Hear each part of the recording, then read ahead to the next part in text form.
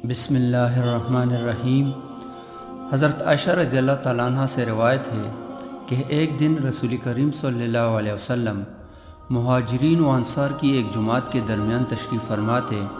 کہ ایک اونٹ آپ صلی اللہ علیہ وسلم کے سامنے سجدہ ریز ہو گیا۔ یہ دیکھ کر آپ صلی اللہ علیہ وسلم کے صحابہ نے عرض کیا،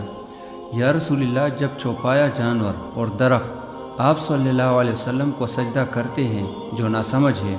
اور آپ صلی اللہ علیہ وسلم کی تعظیم و احترام کے مکلف بھی نہیں ہے، تو ہم ان سے زیادہ اس کے لائق ہے کہ ہم آپ کو سجدہ کریں۔ آپ صلی اللہ علیہ وسلم نے فرمایا، اپنے رب کی عبادت کرو اور اپنے بھائی کی یعنی میری تعظیم کرو۔ اگر میں کسی کو کسی غیر اللہ کا سجدہ کرنے کا حکم دے سکتا تو یقیناً عورت کو یہ حکم دیتا کہ وہ اپنے شوہر کو سجدہ کرے۔ اگر اس کا شوہر اس کو یہ حکم دے کہ وہ زرد رنگ کے پہاڑ سے پتھر اٹھا کر سیاہ پہاڑ پر لے جائے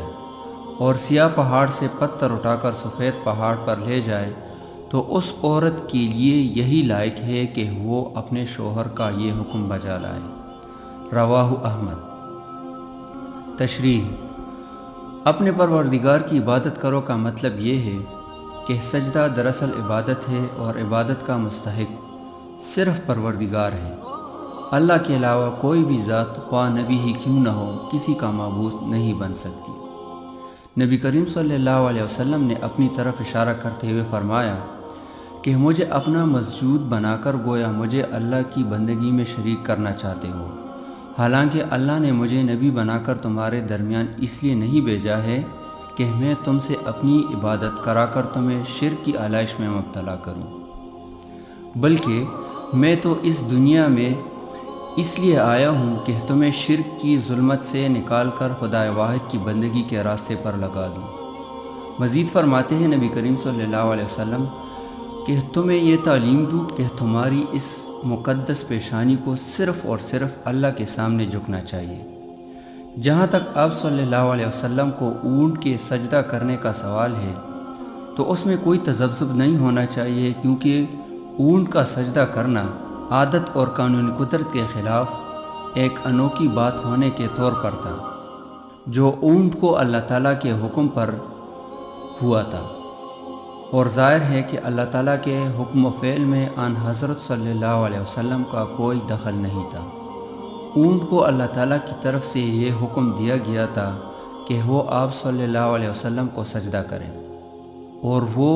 یعنی اونٹ اس حکم کی تعمیل پر مجبور تھا۔ اور اپنے بھائی کی یعنی نبی کریم صلی اللہ علیہ وسلم نے اپنی طرف اشارہ کیا ہے کہ میری تعظیم کرو کا مطلب یہ ہے کہ میری ذات اور میرے منصب کے تئیں تمہاری عقیدت و محبت کا بس اتنا تقاضا ہونا چاہیے کہ تم اپنے دل میں میری محبت رکھو اور ظاہر و باطن میں میری اطاعت کرو۔ پہاڑوں کے رنگ کا مقصد ان پہاڑوں کے درمیان فاصلہ کی مسافت و دوری کو زیادہ سے زیادہ بیان کرنا ہے، کیونکہ اس طرح کے پہاڑ ایک دوسرے کے قریب نہیں پائے جاتے۔ لہٰذا اس جملے کا مطلب یہ ہوا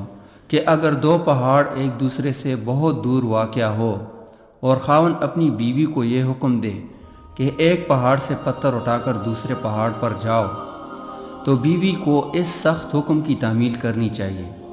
حاصل کلام یہ ہے کہ اگر خاوند اپنی بیوی کو اتنا سخت ترین حکم بھی دے تو بیوی کی یہی لائق ہے کہ وہ اس حکم کو بجا لائے۔ اللہ تعالی ہمیں ان سب باتوں پر عمل کرنے کی توفیق عطا فرمائے۔ اس قسم کی مزید اسلامی ویڈیوز کے لیے ہمارے یوٹیوب چینل نصیحت کو سبسکرائب کریں اور ساتھ بیل آئیکن پر کلک کریں۔